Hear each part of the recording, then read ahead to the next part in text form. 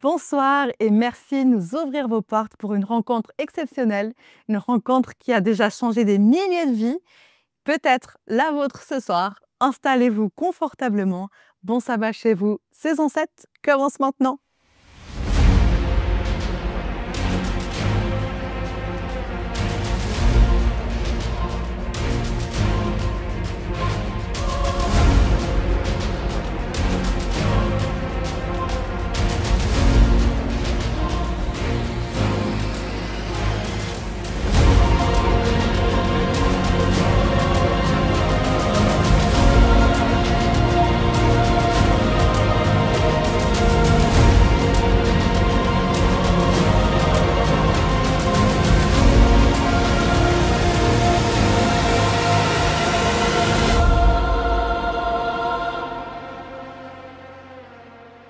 Bienvenue à Bon Sabbat chez vous, l'émission qui nous rappelle chaque semaine l'invitation de Dieu à séparer un jour entier pour être spécialement avec lui.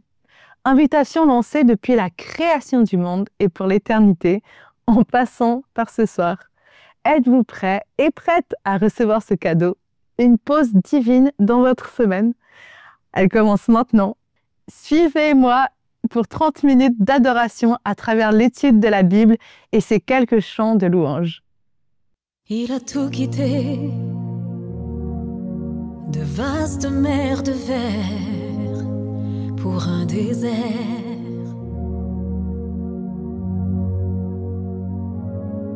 Il a tout quitté, le trône de l'Éternel pour Emmanuel.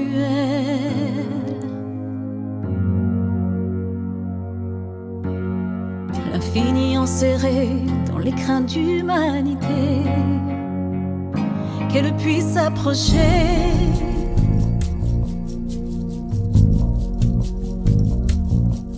Il a tout quitté pour que de la poussière jaillisse la lumière, que tombent les frontières entre ciel et terre, qu'au son des prières se fendent les mers, que tombent les fers de toutes les guerres, que d'un cœur désert s'écoule une rivière.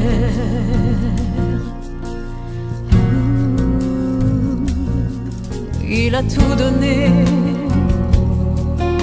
pour que l'aveugle voie et que l'on croit.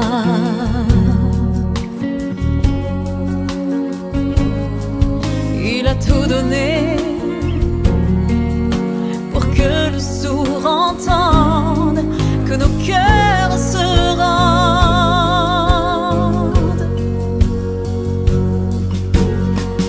pour relever ceux qui dorment en silence et que notre âme danse.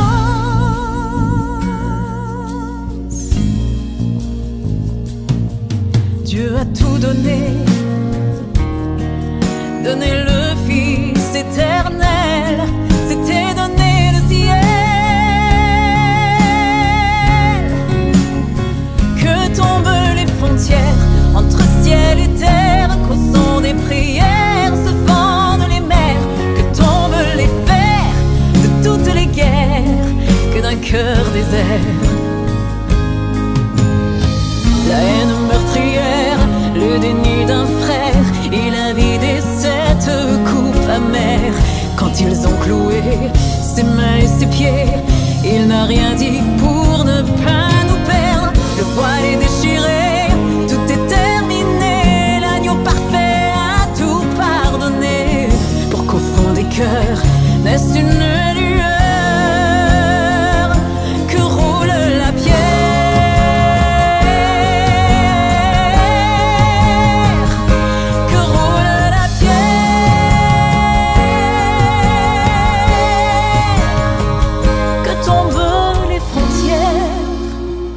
entre ciel et terre, qu'au son des prières se fendent les mers, que se brisent les fers de toutes les guerres, il a tout quitté. Je ne sais pas comment vous avez passé votre semaine. Je ne sais pas comment vous vous sentez au plus profond de votre être. Nous recevons de temps à autre des demandes de prière en commentaire de nos vidéos et sachez qu'une partie de l'équipe prie pour vous, pour la guérison, pour la santé spirituelle, pour vos enfants, pour vos recherches de travail. Et nous lisons chaque demande et intercédons. Ce soir, je voudrais particulièrement m'adresser aux personnes qui peuvent se sentir perdues face à Jésus et qui ne savent pas ou plus quoi demander. J'imagine que la plupart des chrétiens connaissent ce genre de phase. Selon les personnes, elle peut durer plus ou moins longtemps. Et si vous êtes dans ce cas ce soir, ou que vous connaissez quelqu'un qui l'est, laissez-moi vous présenter un lépreux qui a fait une prière courte, simple et pas si courante. Et c'est le sujet de notre méditation ce soir. Écoutons.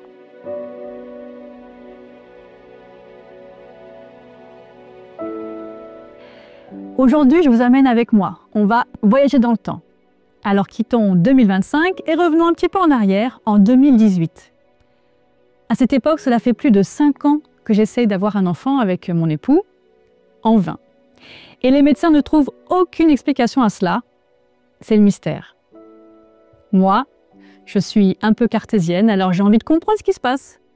Pourquoi des millions de femmes dans le monde entier tombent enceintes et moi, non? En plus, dans ma famille, ma grand-mère, ma mère, ma sœur, mes tantes, toutes ont enfanté sans difficulté. Alors pourquoi moi, je n'y arrive pas? Grande question. À la limite, c'est OK pour moi de ne pas devenir mère, si c'est ce que Dieu veut, mais j'ai besoin d'une explication pour pouvoir l'accepter et avancer. Je me sens quelque peu abandonnée par Dieu. D'abord, bien sûr, parce qu'il ne me concède pas un enfant, mais parce qu'il ne me parle pas à ce sujet. Je lui demande de m'expliquer, de m'orienter, de me spoiler un peu mon futur, mais c'est silence radio à ce sujet. La frustration grandit, car les gens se posent des questions. Les plus proches me posent la question, alors, toujours pas d'enfant? Et je réponds toujours la même chose, c'est Dieu qui décide. Je crois à cette réponse, mais elle sort de ma bouche avec une pointe d'amertume, car je ne veux pas vivre quelque chose que Dieu ne souhaite pas pour moi, mais je voudrais au moins une explication. D'une certaine manière, c'est dur de ne pas être maître de son destin. Même quand on croit en Dieu, même quand on aime Dieu, même quand on veut lui faire confiance plus que tout. Quand quelque chose de pas agréable te tombe dessus, sans que tu l'aies cherché, sans que ce soit ta faute et surtout sans que tu aies d'issue à portée de main. Si tu es déjà passé par ce genre de situation, tu me comprends. Si c'est ton cas aujourd'hui, je compatis, vraiment. Et je t'invite à reculer encore dans le temps pour réfléchir à ce sujet. Nous voici au temps de Jésus. Il est en Galilée. Il vient de prêcher dans plusieurs synagogues et un lépreux s'approche de lui. C'est ce que nous lisons au premier chapitre de l'évangile de Marc, au verset 40. Il est écrit « Un lépreux vint à lui et se jetant à genoux, il lui dit d'un ton suppliant « Si tu le veux, tu peux me rendre pur. » Qu'est-ce qu'un lépreux, si ce n'est une personne qui n'est plus du tout maître de son présent ni de son futur? À cette époque, le lépreux est automatiquement et totalement défini par sa maladie. Dû au fait que la lèpre est hautement contagieuse, le malade est aussitôt exclu de la société. Il est forcé de quitter sa maison, sa famille, son travail pour vivre reclus et ainsi éviter tout contact physique et même purement social. Il est obligé de porter une cloche, ce qui permet aux autres d'être prévenus de sa présence lorsqu'il approche. Et bien évidemment, il est condamné à mort car à ce moment-là, aucune guérison n'est possible. Et qu'a-t-il fait pour mériter cela? Rien a priori. Pourtant, les lépreux vivaient le poids de la culpabilité, à cause des bien-pensants de l'époque qui affirmaient que la maladie était une malédiction envoyée par Dieu en punition à un péché caché. Idée fausse, anti-biblique, mais qui dominait alors.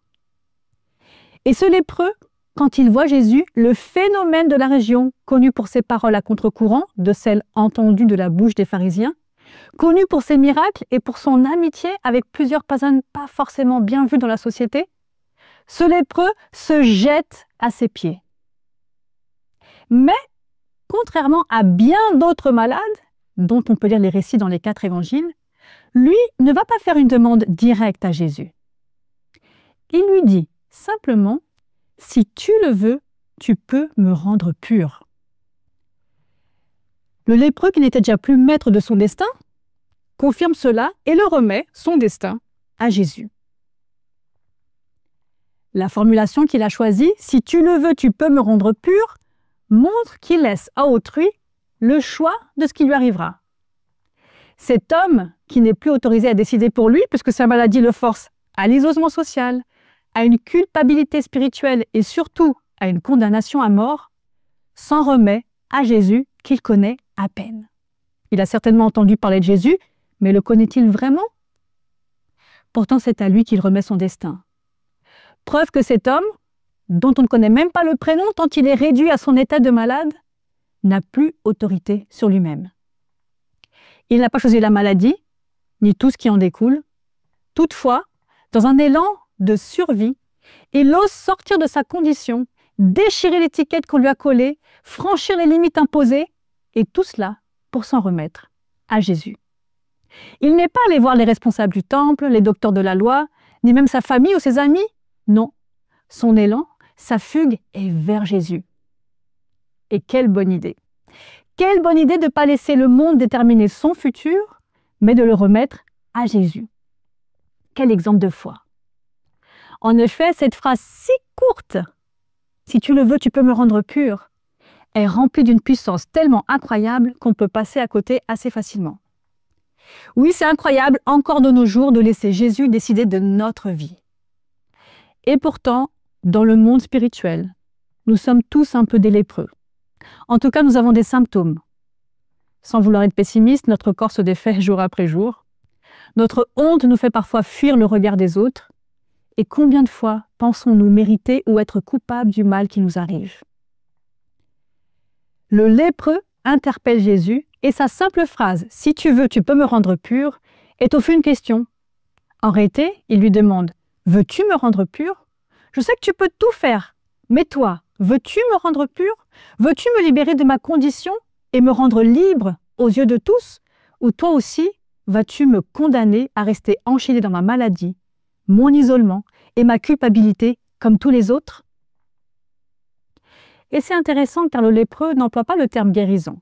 Il demande la purification. C'est associé à sa maladie, mais il ne crie pas « Jésus, guéris-moi », ce qui serait légitime, étant donné que la racine de tous ses problèmes semble être sa maladie.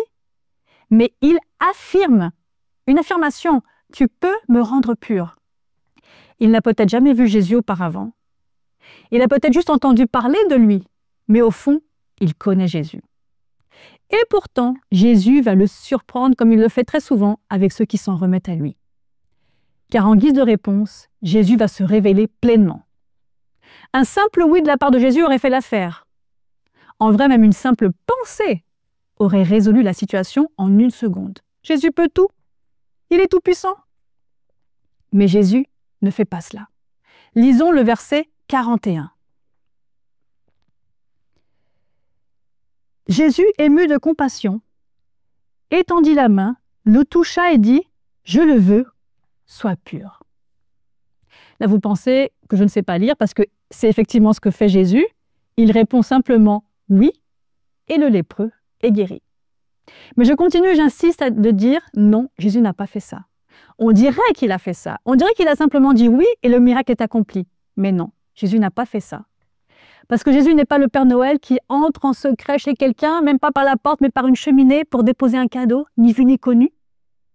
Jésus n'est pas un influenceur à succès qui partage toute sa vie avec toi pour te donner la sensation que vous êtes intime et ensuite te vendre ses produits sans chercher à savoir si c'est vraiment ce dont tu as besoin, si c'est adapté pour toi. Jésus n'est pas non plus une rockstar qui en plein concert fait vibrer une foule entière pendant quelques heures, puis repart riche de ton acclamation, alors que toi tu retrouves ta routine dans l'attente d'une nouvelle émotion. Jésus est l'envoyé de Dieu le Père. Et ce Dieu est amour. Il ne veut pas juste dire oui, faire un petit tour et puis s'en va.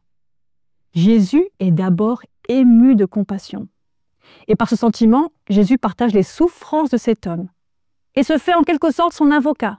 En compatissant, Jésus montre aux yeux de tous que le lépreux n'est pas à condamner comme un coupable, mais à plaindre telle une victime. Ainsi, Jésus le libère de sa culpabilité. Puis Jésus étend la main. Par ce geste, Jésus fait le contraire de ce que tout le monde a fait depuis l'annonce de la maladie. Jésus offre son aide, son soutien, son amitié, son amour. Ainsi, Jésus brise son isolement.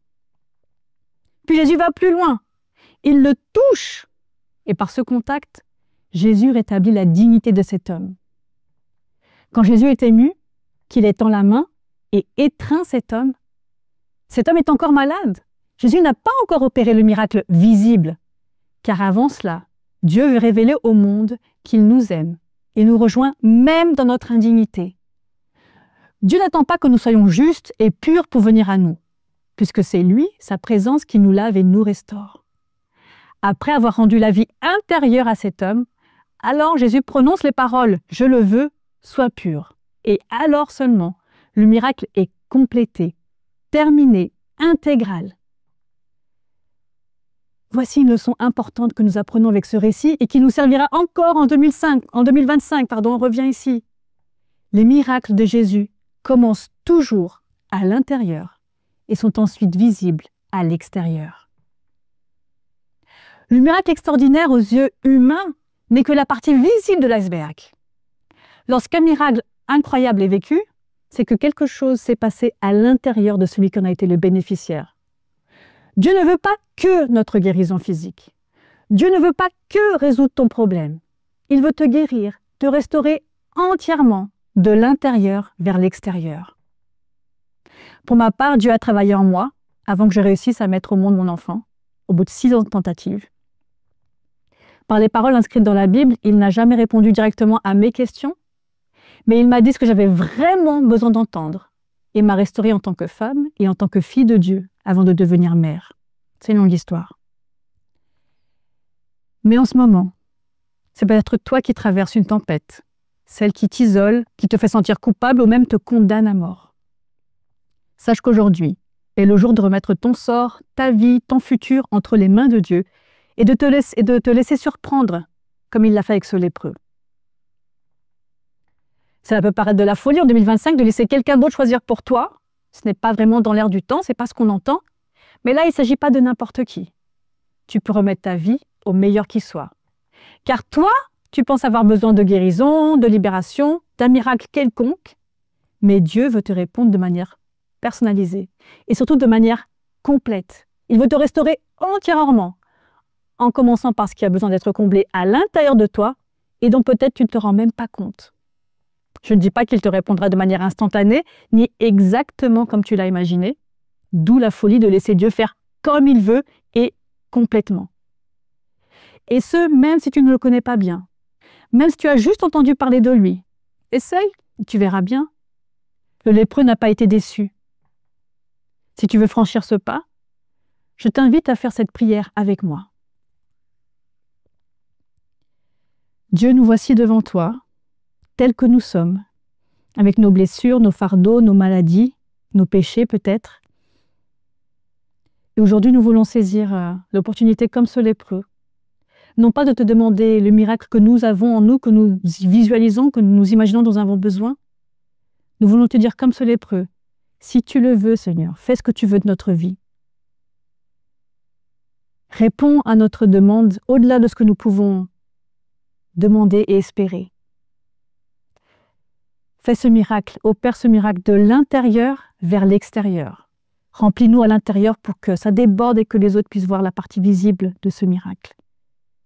Nous en remettons à toi. Nous faisons ce pas de folie, de foi aussi, de nous remettre à toi, de remettre notre vie entre tes mains et de nous laisser surprendre comme tu as surpris ce lépreux et tu l'as restauré complètement. C'est ce que nous te demandons au nom de Jésus. Amen. La Bible affirme que Dieu répond à nos prières avant même qu'on les ait formulées. Alors soyez assurés que votre miracle a déjà commencé et la partie éloquente et visible va arriver. Alors réjouissez-vous et bon sabbat chez vous.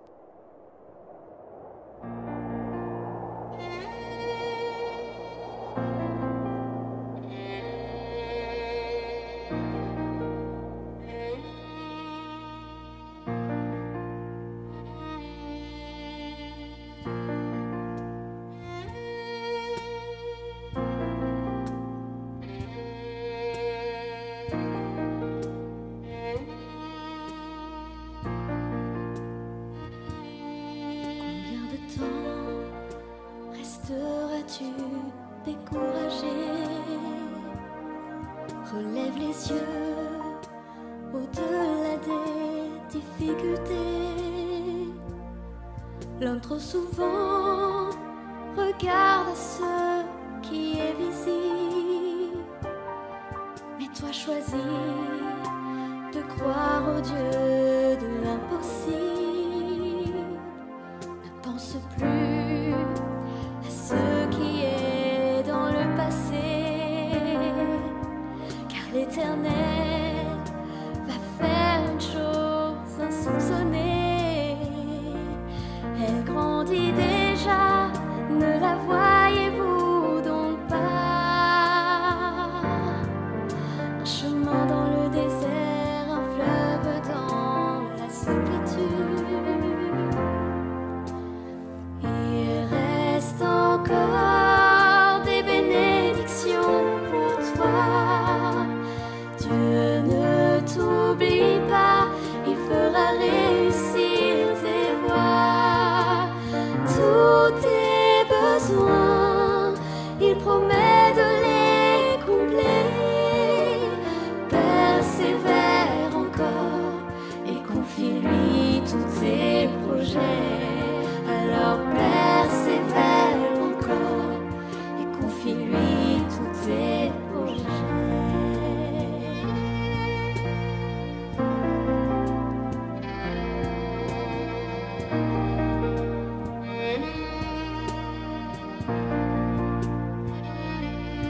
Si tu as vu l'un de tes précieux rêves périr, retrouve espoir, car l'Éternel ne peut mentir. Sur sa parole, appelle à la vie ce qui est mort. Il rétablit la splendeur au lieu des cendres. Il reste encore des bénédictions pour toi. Dieu ne t'oublie pas, il fera réussir tes voies. Tous tes besoins, il promet de les combler. Persévère encore et confie-lui tous tes projets. Alors persévère encore et confie-lui tous tes projets. Il reste encore des bénédictions pour moi. Dieu ne m'oublie pas, il fera réussir mes voies.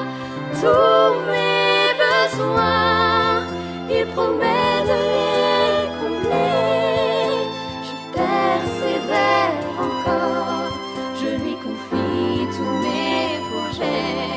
Alors je persévère encore, je lui confie tous mes projets. Je persévère encore, je lui confie tous mes projets.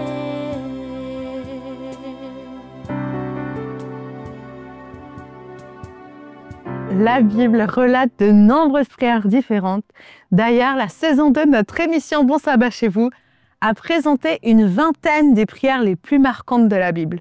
Vous pouvez visionner ces émissions depuis notre playlist sur YouTube si cela vous intéresse. Pas besoin d'être éloquent, s'étendre en longueur ou choisir des mots compliqués. Celle que Dieu veut entendre, c'est la vôtre, sincère et personnelle. Et si vous vous sentez perdu, demandez-lui quoi prier, quoi demander, et vous verrez des miracles s'accomplir dans votre vie. La confiance en Dieu est le début d'une nouvelle vie. Et c'est tout ce qu'on vous souhaite. Alors, en éteignant votre ordi ou votre téléphone, parlez-lui tout simplement. Et priez également pour le Centre Espoir Média afin que tous les défis puissent être relevés. Et j'ose vous demander, si vous le pouvez bien sûr, soutenez-nous par un don via la plateforme sécurisée DonorBox.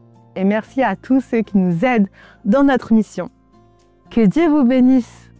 Bon sabbat chez vous.